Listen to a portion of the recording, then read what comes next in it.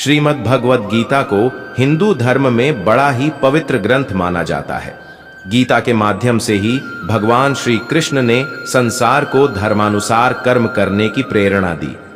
हम आपको गीता के कुछ चुनिंदा प्रबंधन सूत्रों के बारे में बता रहे हैं जो भगवान श्री कृष्ण ने कलयुग के मापदंडों को ध्यान में रखते हुए ही दिए हैं। नमस्कार दोस्तों, जय श्री कृष्णा, राधे राधे। स्वागत है आपका हमारे इस कृष्णा की बातें 637 यूट्यूब चैनल पर। आधा अधूरा ज्ञान सही नहीं होता है, नुकसानदायी होता है, इसलिए दोस्तों वीडियो को पूरा जरूर देखें। और मैं भगवान श्री कृष्ण से प्रार्थना करता हूं कि हे प्रभु, जो भी मनुष्य आपकी इस वीडियो को देखें उसके सारे दुख तकलीफ हर मुसीबत दूर हो।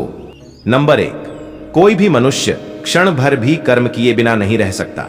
सभी प्राणी प्रकृति के अधीन हैं और प्रकृति अपने अनुसार हर प्राणी से कर्म करवाती है और उसके परिणाम भी देती है। बुरे परिणामों के डर से अगर ये सोच लें कि हम कुछ नहीं करेंगे तो ये हमारी मूर्खता है। खाली बैठे रहना भी एक तरह का कर्म ही है जिसका परिणाम हमारी आर्थिक हानि, अपयश और समय की हानि के रूप में मिलता है। सारे जीव प्रकृति यानी परमात्मा के अधीन हैं, वो हमसे अपने अनुसार कर्म करवा ही लेगी और उसका परिणाम भी अवश्य मिलेगा। इसलिए कभी भी कर्म के प्रति उदासीन नहीं होना चाहिए। अपनी क्षमता और विवेक के आधार पर हमें निरंतर कर्म करते रहना चाहिए। नंबर 2, तू शास्त्रों में बताए गए अपने धर्म के अनुसार कर्म कर, क्योंकि कर्म न करने की अपेक्षा कर्म करना श्रेष्ठ है तथा कर्म न करने से तेरा शरीर निर्वाह भी नहीं सिद्ध होगा। भगवान श्री कृष्ण अर्जुन के माध्यम से मनुष्यों को समझाते हैं कि हर मनुष्य को अपने अपने धर्म के अनुसार कर्म करना चाहिए। जैसे विद्यार्थी का धर्म है विद्या प्राप्त करना, सैनिक का कर्म है देश की रक्षा करना। जो लोग कर्म नहीं करते उनसे श्रेष्ठ वे लोग होते हैं जो अपने धर्म के अनुसार कर्म करते हैं, क्योंकि बिना कर्म किए तो शरीर का पालन पोषण करना भी संभव नहीं है। जिस व्यक्ति का जो भी कर्तव्य तय है उसको वो पूरा करना ही चाहिए। नंबर 3, काम, क्रोध व लोभ। यह 3 प्रकार के नरक के द्वार है, आत्मा का नाश करने वाले हैं, अर्थात अधोगति में ले जाने वाले हैं। इसलिए इन तीनों को त्याग देना चाहिए। काम यानी इच्छाएं, गुस्सा व लालच ही सभी बुराइयों के मूल कारण है। इसलिए भगवान श्री कृष्ण ने इन्हें नरक का द्वार कहा है। जिस भी मनुष्य में ये तीनों अवगुण होते हैं वह हमेशा दूसरों को दुख पहुंचाकर अपने स्वार्थ की पूर्ति में लगे रहते हैं। अगर हम किसी लक्ष्य को पाना चाहते हैं तो ये 3 अवगुण हमें हमेशा के लिए छोड़ देना चाहिए, क्योंकि जब तक ये तीनों अवगुण हमारे मन में रहेंगे हमारा मन अपने लक्ष्य से भटकता रहेगा। नंबर 4, भगवान श्री कृष्ण अर्जुन से कहते हैं कि मनुष्यों को चाहिए कि वह संपूर्ण इंद्रियों को वश में करके समाहित चित्त हुआ मेरे परायण स्थित होवे, क्योंकि जिस पुरुष की इंद्रियां वश में होती हैं उसकी ही बुद्धि स्थिर होती है। जीभ, त्वचा, आंखें, कान, नाक आदि मनुष्य की इंद्रियां कही गई हैं। इन्हीं के माध्यम से मनुष्य विभिन्न सांसारिक सुखों का भोग करता है। जैसे जीभ अलग अलग स्वाद छककर तृप्त होती है, सुंदर दृश्य देखकर आंखों को अच्छा लगता है। भगवान श्री कृष्ण अर्जुन से कहते हैं कि जो मनुष्य अपनी इंद्रियों पर काबू रखता है उसी की बुद्धि स्थिर होती है।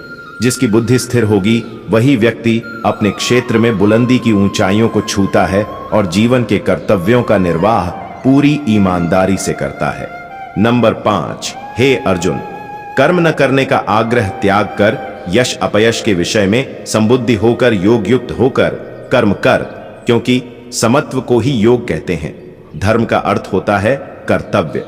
धर्म के नाम पर हम अक्सर सिर्फ कर्मकांड, पूजा पाठ, तीर्थ मंदिरों तक सीमित रह जाते हैं। हमारे धर्म ग्रंथों ने कर्तव्यों को ही धर्म कहा है। भगवान श्री कृष्ण कहते हैं कि अपने कर्तव्य को पूरा करने में कभी यश अपयश और हानि लाभ का विचार नहीं करना चाहिए। बुद्धि को सिर्फ अपने कर्तव्य यानी धर्म पर टिकाकर काम करना चाहिए।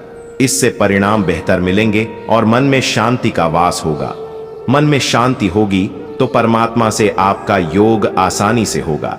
आज का युवा अपने कर्तव्यों में फायदे और नुकसान का नाप तौल पहले करता है, फिर उस कर्तव्य को पूरा करने के बारे में सोचता है।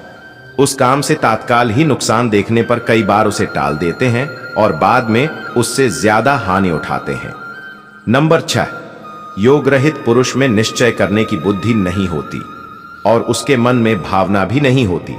ऐसे भावना रहित पुरुष को शांति नहीं मिलती और जिसे शांति नहीं उसे सुख कहां से मिलेगा।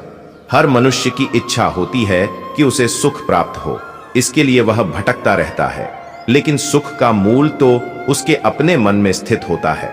जिस मनुष्य का मन इंद्रियों यानी धन, वासना, आलस्य आदि में लिप्त है, उसके मन में भावना, आत्मज्ञान नहीं होती। और जिस मनुष्य के मन में भावना नहीं होती उसे किसी भी प्रकार से शांति नहीं मिलती, और जिसके मन में शांति न हो उसे सुख कहां से प्राप्त होगा। अतः सुख प्राप्त करने के लिए मन पर नियंत्रण होना बहुत आवश्यक है। नंबर 7, जो मनुष्य सभी इच्छाओं और कामनाओं को त्याग कर ममता रहित और अहंकार रहित होकर अपने कर्तव्यों का पालन करता है, उसे ही शांति प्राप्त होती है। यहां भगवान श्री कृष्ण कहते हैं कि मन में किसी भी प्रकार की इच्छा व कामना को रखकर मनुष्य को शांति प्राप्त नहीं हो सकती। इसलिए शांति प्राप्त करने के लिए सबसे पहले मनुष्य को अपने मन से इच्छाओं को मिटाना होगा। हम जो भी कर्म करते हैं उसके साथ अपने अपेक्षित परिणाम को साथ में चिपका देते हैं।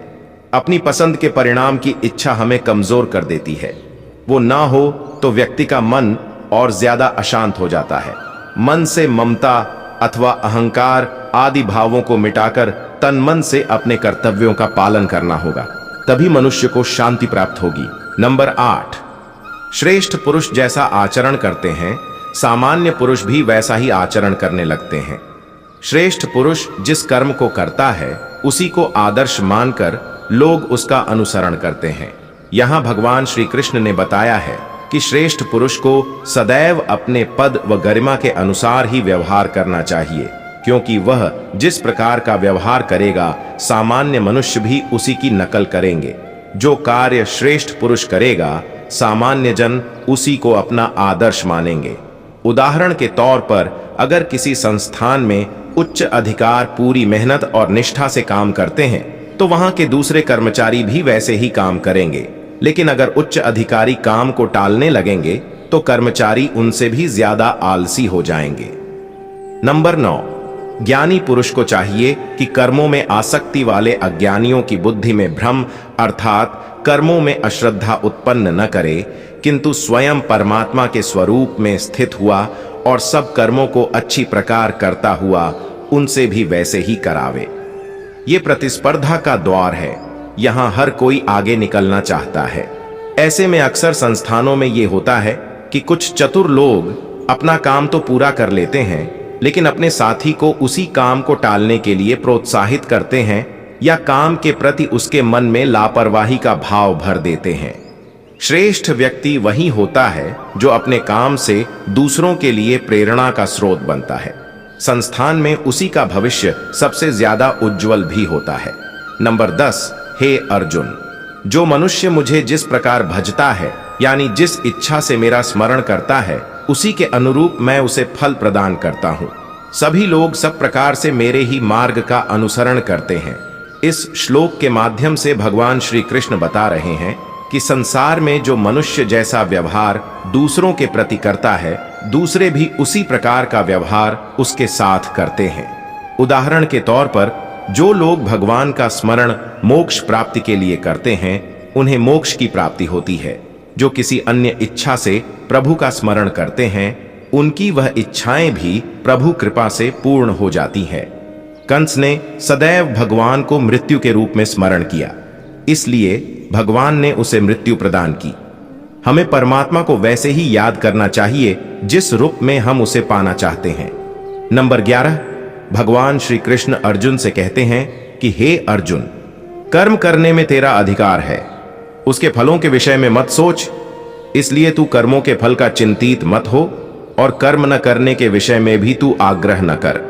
भगवान श्री कृष्ण इस श्लोक के माध्यम से अर्जुन से कहना चाहते हैं कि मनुष्य को बिना फल की इच्छा से अपने कर्तव्यों का पालन पूरी निष्ठा व ईमानदारी से करना चाहिए। यदि कर्म करते समय फल की इच्छा मन में होगी तो आप पूर्ण निष्ठा के साथ वह कर्म नहीं कर पाओगे। निष्काम कर्म ही सर्वश्रेष्ठ परिणाम देता है, इसलिए बिना किसी फल की इच्छा से मन लगाकर अपना काम करते रहो। फल देना न देना व कितना देना है, ये सभी बातें परमात्मा पर छोड़ दो, क्योंकि परमात्मा ही सभी का पालन करता है। तो दोस्तों, मैं आशा करता हूं कि इस वीडियो के माध्यम से आपको बहुत कुछ सीखने को मिला होगा। और दोस्तों, हमारे इस चैनल पर आप पहली बार आए हैं तो दोस्तों कृपया चैनल को सब्सक्राइब जरूर करें और कमेंट बॉक्स में सच्ची श्रद्धा से जरूर लिखें। जय श्री कृष्णा, राधे राधे। वीडियो को अंत तक देखने के लिए धन्यवाद।